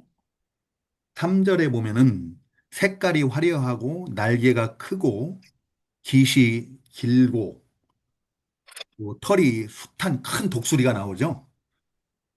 3 дугаар ишлэлийг харах юм бол том далавчтай, урт жигүүртэй, олон өнгийн их өдтэй маш том бүргэд гарч байна. 이것은 12절에서 말하는 것처럼 바벨론 나라 또는 바벨론 왕을 가리킵니다. За энэ нь болохоор энэ том бүргэд нь юу хэлж байгаа юм бэхээр 12 дугаар ишлэл дээр тайлбарласанчлан Вавилон буюу Вавилоны хааныг хэлж байгаа. 그 큰 독수리가 레바논에 이르러 그랬어요. За 3 дугаар ишлэл дээр тэр том бүргэд Ливанд нисэн ирсэн гэж байна. 이 레바논은 12절에서는 예루살렘을 가리키고 있어요. За энэ Ливан гэдэг нь болохоор 12 дугаар ишлэлийг харах юм бол Иерусалимыг хэлж байгаа. 레바논은 하나님께서 약속하신 그 가나안 땅의 북쪽 경계에 위치한 땅이거든요. Тэгээ Ливан гэдэг нь бол газар зүйн байршлын хувьд харах юм бол энэ Бурхны одоо Израильчуудад өгсөн тэр амлалтын нутаг болох Канаан нутгийн яг хойд хилтэй залгаатай байдаг нутаг. 그 레바논 하면 가장 유명한 게 뭔가 하면 백향목이죠. Ливан гэхээр одоо хамгийн алдартай зүйл нь юу вэ гэхээр хушмад байдаг шүү дээ. 그 레바논의 백향목으로 예루살렘 성전을 건축을 했고요. 또 왕궁들을 건축을 했어요. Ливаны хуш модоор Иерусалим дахь эзний өргөө буюу сүмийг барьсан бас хаадын ордыг барьсан байгаа. 그래서 여기 레바논에 이르렀다는 것은 예루살렘에 이르는 것을 말합니다. За тэгээд Ливанд нисэн ирсэн гэдэг нь бол нэгэсэндээ тэр Иерусалимд ирсэн гэсэн утгатай. 그리고 백향목 높은 가지를 꺾었다라고 말하고 있어요. За тэгээд тэр том бүргэд Ливанд нисэж ирээд хуш модны оройг нь авч чадсан гэж байна. 백향목 궁에 살고 있는 다윗 왕조를 가리키는 거예요. 백향목 가지는, 높은 가지는. За хуш модны оройг авч чадсан гэдэг нь энэ хуш модоор юу хэлж байгаа гэхээр түрүү хэлсэнчлэн тэр эзний өргөөг барьсан, хааны ордныг барьсан гэдэг байгаа шүү дээ. Тэгэхээр хуш модны оройг нь авч чадна гэдэг нь а тэр одоо хуш модон ордонд одоо заларч байсан тэр Давидын хаанчлалыг хэлж байгаа. Тэгээд тэр оройг нь авч чадна гэдэг нь тэр хаанчлалыг нь авч чадсан гэсэн үг юм. 그리고 사절에서는 그 연한 가지를 꺾어 가지 끝을 꺾어 가지고 장사하는 땅에 이르러 상인의 성읍에 두고라고 이렇게 증가하고 있습니다. Тааш нь дөрөвдүгээр эшлэлдээ тэр түүний залуу мөчрүүдийн оройг таслан авч түүнийг наймаачдын газарт авчирав. Тэр түүнийг худалдаачдын хотод тавив. 여기서 말하는 연한 가지는 여호야긴 왕을 가리켜요. Энд өгүүлж байгаа залуу мөчр гэдэг нь болохоор Ихоякин хааныг хэлж байгаа. 여호야긴 왕이 바벨론에 끌려갈 때 나이가 8살이었거든요. 어린 여호야긴 왕을 가리킨다. Залуу мөчрүүдийн оройг таслан авсан гэдэг нь болохоор тэр залуу одоо баг нялхаараа шахуу Ихоякин хааныг хэлж байгаа. Ихоякин хаан Бабилонд олзлогдож очихдоо 8 настай байсан. 어, 그 장사하는 땅에 이르러 상인의 성읍에 둔다고 했는데 거기가 바로 바벨론을 가리키는 거죠. За тэгээд тийм дөнгөж нялхаараа шахуу Ихоякин хааныг одоо олзлогдсон тухай болж байгаа. За тэгээд тэр оройг нь таслан аваад хаана аваадсан бэхээр наймаачдын газарт худалдаачдын хотод аваач тавьсан гэж. 12절에 보면은 바벨론 왕이 예루살렘에 이르러 왕과 구관을 잡아 바벨론에 자기에게로 끌어가고 그랬죠. За энэний тайлбарыг нь харах юм бол 12 дугаар эшлэлдэр Бабилоныхаа тэр хааны нутаг болох Бабилонд түүнтэй хамт байж өгөх болно гэж эзэн бурхан тунгаглаж уучлаарай. Чи одоо 16-г. Бабилоныхаа Иерусалимд ирж хаан хийгээд ноёдыг нь авч Бабилонд өөртөө тэднийг авчирваа гэсэн байна. 12 дугаар эшлэлдэр. 그리고 5절에서는 그 땅의 종자를 꺾어 옥토에 심되 수양 벗을 가지처럼 큰 물가에 심었다라고 이렇게 증거하고 있습니다. Даман 5 дугаар эшлэлдэр тэрээр газрын зарим үрийг авч түүнийг үржил шинтэй талбайд суулган түүнийг их усны дэргэд тавив. Тэр түүнийг удмод адил байлгаваа. 이 말은 13절에서 증거하는 것처럼 시드기야를 이스라엘의 왕으로 세웠음을 의미하는 거예요. За энэ өөр суулгасан гэдэг нь болохоор 13 дугаар эшлэлдэр тайлбар нь байна. Израилийн хаанаар Сидкияг томилж суулгасан нэг өгүүлж байна. 세울 때 그냥 세운 것이 아니라 13절에 보면은 언약을 세우고 맹세하여 세웠다라고 그래요. За тэгээд Сидкияг хаанаар одоо хаан болгохдоо зүгээр болгочоогүй түүгээр тангараг тавиулж түүнтэй гэрээ байгуулсан гэж 13 дугаар эшлэлээр хэлсэн. 어떤 언약, 어떤 맹세인가 하면은 바벨론을 잘 섬기겠다라는 그런 맹세이고 언약인 거예요. Тэгээд Сидкияг нөгөө Бабилоны хаан одоо тэр хаан ширээнд суулгаж байгаа шүү дээ. Тэгээд түүгээр тангараг тавиулж гэрээ байгуулсан. Энэ тангараг гэрээ нь ямар тангараг гэрээ вэ гэхээр Бабилонд сайн үйлчлээ гэсэн гэрээ байгаа. 그러니까 자기를 왕으로 세워준 바벨론 왕에게 충성 맹세를 하는 거죠. Өөрөөр хэлбэл өөрийг нь хаан ширээнд суулгасан Бабилоны хаан үнэнч байна гэж одоо тангаргалж гэрээ байгуулсан байна. 당시의 맹세는 자신이 섬기는 신의 이름으로 맹세를 했거든요. Тухайн үед бол энэ одоо тангараг өргөхдөө өөрийнхөө үйлчлдэг, өөрийнхөө одоо дагдаг үйлчлдэг тэр бурхныхаа нэрээр тангаргалдаг байсан. 시드기야는 이스라엘 백성이니까 이스라엘의 왕이니까 누구의 이름으로 맹세를 했겠어요? Тэгээд Зидкия өөрөө Израиль хүү юм бэ чинь, Израилийн хаан юм бэ чинь хэний нэрээр тангаргалсан байх вэ? 하나님의 이름으로 맹세했겠죠. Мэдээж эзэн бурхны нэрээр тангаргалсан байж таарна. 그렇게 맹세를 하고 또 그 13절 마지막에 보면 그 땅에 능한 자들을 다 옮겨갔다라고 했어요. За ингэж тангараг тавиулж гэрээ байгуулад өшөө бас яасан бэ гэхээр 13-ын төгсөл хэсэг тэр бас уг газрын хүчтнүүдийг аваад явсан гэж. 왜 그 땅의 능한 자들, 유다 땅의 능한 자들을 다 바벨론으로 끌고 갔는가, 옮겨갔는가 14절에서 설명을 하고 있어요. Уг газрын хүчтнүүд гэж байгаа нь болохоор мэдээж Юдагийн хүчтнүүдийг гэсэн үг шүү дээ. За энэ тухай яагаад одоо Юдагийн хүчтнүүдийг нь аваад явсан бэ гэдгийг 14 дугаар эшлэлээр нь тайлбарлаж байна. 14절에 보면 이는 나라를 낮추어 스스로 서지 못하고 그 언약을 지켜야 능히 서게 하려 하였음이거늘이라고 말하거든요. Энэ нь уг хаанчлалыг доройтуулж тусгаар тогтнуулахгүй гэрээг сахиж байж л оршин тогтнохоор болгохын тулд юм аа. 그러니까 똑똑한 사람들, 능력 있는 사람들을 다 잡아간 이유는 한마디로 말하면 바벨론 왕에게 반역을 못하게 하기 위해서 잡아간 거예요. Тэгэхээр нөгөө хамгийн түрүүнд тэр нөгөө эрдэмтэй, боловсралтай, тийм ээ, ухаантай хүмүүсийг нь тэр аль одоо чадвартлаг, хүчтэй тэр хүмүүсийг нь олцлоод аваад явсан нь бол Вавилоны эсрэг бослог гаргуулахгүй тулд байгаа.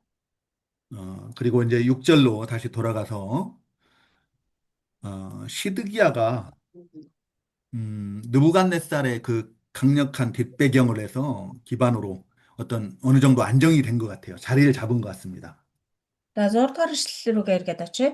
6 дугаар эшлэлээрээс харах юм бол Сидкия тэр Вавилоны хаан болох Небукаднезар хааны одоо дэмжлэгтэйгээр одоо тодорхой хэмжээнд ийм амар жимэр амьдарсан юм шиг байна. Амар амгалан тогтсон юм шиг харагдаж байна. 그렇지만 여전히 바벨론 왕의 영향력 아래에 놓여 있었어요. Тэгсэн хэдий боловч тэр одоо засаглалын хувьд эрх мэдлийн хувьд бол Вавилоны хааны эрх мэдэлтэй байгаа. 바벨론 왕의 지배를 받고 섬기고 있었습니다. Нэгэсэндээ Вавилоны хааны захиргаан дор Юдаг захирч байсан гэсэн үг. 그리고 근데 7절에 보면은 이제 또 다른 독수리가 나옵니다. 7 дугаар эшлэгийг харах юм бол дахиад нэг бүргэд гарч байгаа. 날개가 크고 털이 많은 큰 독수리 하나가 있었다라고 이렇게 증가하고 있어요. Том далавчтай их өдтэй өөр нэг маш том бүргэд байв. 그 독수리는 앞에 그 3절에서 말하는 독수리보다는 조금 덜 약한 것 같아요. 덜 강한 것 같아요. 질문하시는 거예요? 아니요. 그러니까 위에 3절의 독수리보다 7절에 나오는 이 독수리가 더 약하게 표현되어 있죠. 네. Нөгөө 3 дугаар эшлэлдэр гарч байгаа ихний бүргэд дээ шүү дээ, тийм ээ. Тэр бүрэгдтэй харьцуулах юм бол энэ 7 дугаар эшлэлдэр гарч байгаа бүрэгд нь арай жоохон сул дорой юм шиг, арай 3 дугаар эшлэлийнхээ бүрэгдийг гүйцэхгүй юм шиг харагдаж байна. 이 독수리는 애굽입니다. За энэ бүрэгд нь болохоор Египтийг хэлж байгаа. 그런데 그 포도나무가 그랬는데 이 포도나무는 유다 시드기야 왕이에요. За тэгээ энд нэг бас усан үзмийн мод гарч байна. Энэ усан үзмийн мод нь болохоор Юдагийн хаан Сидкияг хэлж байгаа. 근데 이 독수리에게 물을 받으려고 뭐 심어진 두둑에서 그를 향하여 뿌리가 뻗고 가지가 퍼졌도다라고 말하고 있어요. За тэгээ энэ тухай тэр энэ бүргэд усан үзмийн мод хоёрын талаар юу гэж өгүүлсэн бэ гэхээр харагтун тэр бүрэгдээр услуулахаар энэ усан үзмийн мод түүний зүг үндсээ хандуулж өөрийн тархицсан мандлаас мөчрүүдээ тэр бүрэгдийн зүг сунгаваа. 이것을 15절에서는 시드기야가 애굽의 왕에게 군사적 도움을 받아서 바벨론의 지배에서 벗어나고자 하는 거라고 이렇게 얘기를 하고 있어요. За энэ нэг 15 дугаар эшлэлдэр юу гэж тайлбарласан бэ гэхээр Сидкия Египтээс одоо цэрэг хүчний тусламж аваад тэгээд Вавилоны дээр одоо за юу дарлаас мултарч чөлөөлөгдөх гэж оролдож байсныг илэрхийлж байна. 바벨론 왕 느부갓네살을 배반한 거예요. Нэг ясандаа Вавилоны хаан Небухаднесараас урвсан гэсэн үг. 그 8절에 보면은 음, 그 포도나무를 큰 물과 옥토에 심었다라고 했는데 8절 맞죠? 그 이유는 그러니까 시드기야를 왕으로 삼은 이유를 말하는 겁니다. За 8 дугаар эшлэл дээр тэр ус үзмийн модыг элбэг усны дэргэд шимтэй газарт суулгасан шүү дээ. Тэр ус үзмийн мод нь ингэж суулгагцаа. Ийм элбэг усны дэргэд шимтэй газарт суулгагцаа гэж хэлж байна. Энэ нь болохоор Зидкияг хаан болгож суулгасан, хаан болгож өргөмжилсөн гэдгийг нь хэлж байна. 시드기야를 유다 왕으로 삼은 이유는 바벨론의 왕에게 충성하게 하기 위해서요. Тэгээ Зидкияг хаан болгосон шалтгаан нь бол ерөөсөө Вавилоны хаанд үнэнч байж Вавилонд үйлчлээ гэсний улмаас л хаан болгосон шүү дээ. 하나님께서 느부갓네살 왕을 통해서 시드기야를 유다 왕으로 삼으신 이유는 좀 하나님의 백성들답게 살아갈 수 있도록 통치하기 위함이거든요. Тэгээ бурхан одоо энэ бүхний цаана одоо бурхан л бас байгаа. Бурхан Зидкия хааныг тэр Вавилоны хаанаар дамжуулан Юдагийн хаан ширээнд энэ цаг хугацаанд суулгасан, өргөмжилсөн шалтгаан нь бол ерөөсөө Израилийн ард түмэн болох Израилийн ард түмэн буюу бурханы ард түмэн тэг хэдий одоо тэр дарлалт байгаа ч гэсэн ямар ч гэсэн эзэн бурхандаа үйлчлээд эзэн бурхантайгаа хамт амьдргээ гэсэндээ Зидкияг хаан ширээнд өргөмжилсөн байна. 하나님 편에서 보면은 시드기야를 왕으로 삼은 이유가 여기는 아름다운 열매를 이렇게 맺기 위함이라고 말씀하시잖아요. Бурхны зүгээс харах юм бол Зидкияг хаан ширээнд өргөмжилсөн шалтгаан болохоор энэ усын үзмийн модоор зөвлөх юм бол мөчрүүдийг ургуулж, жимснүүдийг гарган, гайхмаар сайхан усан үзмийн мод болгохын тулд юм аа гэж хэлсэн. 바벨론 왕 느부갓네살은 자기를 잘 섬기게 하려고 자기 욕심으로 이렇게 시드기야를 왕으로 삼았지만 하나님은 시드기야를 통해서 지금 나라가 회복되기를 원해서 좋은 열매 맺기를 원해서 시드기야를 왕으로 삼은 거예요. Тэгэхээр энийг бид нар одоо хоёр талаас нь харах хэрэгтэй байна, тийм ээ. Хүний зүгээс харах юм бол энэ бол улс төрийн зорилготой буюу Вавилоны хаан Небухаднезар болохоор өөртөө үйлчлүүлэхийн тулд Вавилоны эсрэг нэг бослого тэмцэл гаргачихгүй шиг аятайхан үйлчлээд байдаг тийм ард түмэн одоо тийм одоо өөрийнхөө хараат улс болгохын тулд Зидкияг за энэ л одоо энийг л хаан болгочих юм бол тэгээд ээж чаднаа. Тэгээ өөрийнх нь эсрэг тэмцэхгүй ингээд аятайхан шиг гайгүй хил амгүй шиг захираад ээж чадах байх гээд Зидкияг хаан болгосон байна. Гэтэл энэ цаана бурхны зүгээс харах юм бол Зидкияг хаан болгох юм бол яг өөрийнх нь Юдэ үндэстэн тэгээ хааны удамтай тэгээд ямар ч гэсэн тэр Юдад байгаа ард түмнээ аятайхан захираад бурханаасаа салчихгүй шиг бурхандаа үйлчлээд ингэж одоо үйлчлдэг ард түмэн ингэж байлгаж чадах байхаа гэсэндээ хаан ширээнд суулгасан байна. 근데 그 시드기야가 느부갓네살 왕과의 그 맹세 언약을 깨뜨리고 배반함으로 말미암아서 느부갓네살 왕의 기대도 깨뜨린 거고요. 하나님의 바람도 깨뜨려 버린 거예요. Гэтэл Зидкия болохоор бурхантай байгуулсан гэрээгээ зөрчөөж юунаас илүү Небухаднезарт өгсөн ам тангараа зөрчөөж гэрээгээ зөрчснөөрөө Небухаднезарын ч итгэлийг алдсан Бурхны ч гэсэн итгэлийг алдсан. 9절에서는 그 약속을 다 깨트린 시드기야 그 나무가 능히 번성하겠느냐라고 물으시죠. За тийм 9 эшлэл дээр нь эзэн альдж байна тийм ээ. Тэр амлалтаа зөрчиж гэрээгээ зөрчсөн тэр бод өтгөн ургах уу гэж тэгээд бас тэгж асуусан байна. 그 느부갓네살이 자신과 맺은 그 맹세와 언약을 깨트린 그 시드기야를 그냥 둘 리가 없지요. Мэдээж өөртөө нь байгуулсан гэрээгээ зөрчсөн Сидкияг Небухаднесар хаан зүгээр орхихгүй шүү дээ. 반드시 쳐서 보복할 것입니다. Заавал түүнийг цавчиж тасалж өшөөгөө авах болно. 그리고 16절, 17절, 18절에서 증거하는 것처럼 느부갓네살 왕이 예루살렘을 다시 침략하고 어, 함, 이제 성을 차지해버리고 또 멸망시켜버리는 거예요.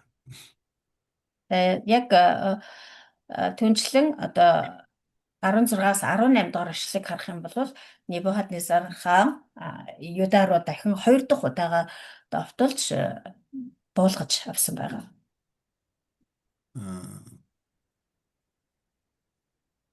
이제 시드기 왕이 보는 앞에서 그 아들들이 죽임을 당합니다. Тэгээд Сидкия хааны нүдэн дээр нь хүүгүүдийг нь хороосон. 또 자신의 두 눈이 뽑히고요. Тэгээ бас өөрөө бас хоёр нүдийг Сидкиягийн хоёр нүдийг ухаж авсан 결박, байгаа. 결박당하고 바벨론으로 끌려가서 거기서 죽임당합니다. Түүнийг тэгээд хүлээд Иерусалим руу биш Вавилон руу авч яваад тэгээд Сидкия тэндээ насарсан. 그리고 이제 10절에서는 그것이 심어졌으나 번성하겠느냐라고 물으셔요. 10 дугаар эшлэлдэр тэр таригдсан боловч өтгөн ургах уу? 동풍이 부딪힐 때 아주 마르지 않겠느냐라고 말씀하십니다. Дорны салхи түүнийг цохиход л тэр нь бүрмөсөн хатаж ургасан мандалтаа хатах босоо гэжээ. 그 자라던 두둑에서 마르리라라고 이렇게 말씀하세요. Ургасан мандалтаа хатах болно.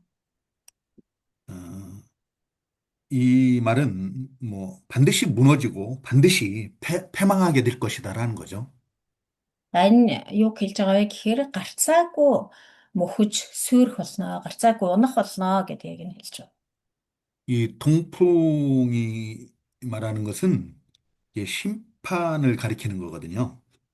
Дорны салхи гэдэг нь бол шийтгэлийг, шүүлтийг илэрхийлж байгаа. 파멸을 가져오는 사막의 모래바람을 가리켜요. Өөрөөр хэлбэл сүрэл мөхлийг авчирдаг маш хүчтэй халуун салхийг хэлж байгаа. 이 동풍이 불면은 메뚜기 떼가 같이 온대요.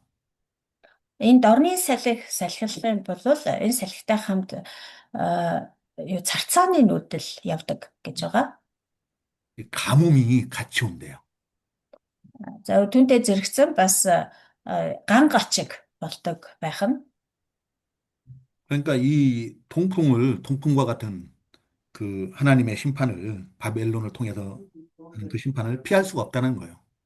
Дорны салхи бол ийм их гай гамшиг дагуулж ирдэг байх нь шүү дээ. Тэгэхээр яг үүнтэй адилхан энэ дорны салхитай адилхан Бурхны шийтгэл бол Иерусалимын дээр ирэх болно. Тэр шийтгэл нь тэр дорны салхи нь бол Вавилон байх болно гэдгийг хэлж байна. 시간이 다 돼서 여기까지 증거를 받고 다음 시간에 이어서 공부를 하도록 하겠습니다. За цаг болсон учраас ингээд өнөөдрийн хичээлээ өндөрлөе. Дараагийн хичээлдэр үргэлжлүүлцгээе. 질문 있으신 분 질문 받도록 하겠습니다. Асуулт байвал асууж болно.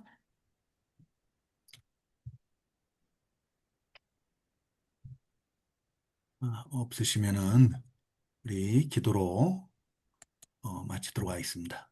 Байхгүй бол залбираад дуусгая.